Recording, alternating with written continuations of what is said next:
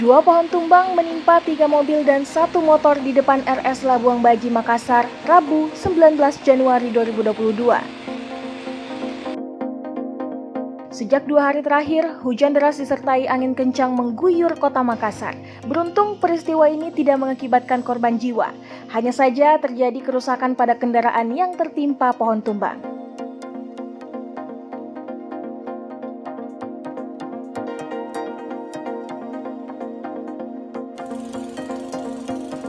Aparat gabungan beserta masyarakat menyingkirkan reruntuhan pohon yang menghalangi ruas jalan.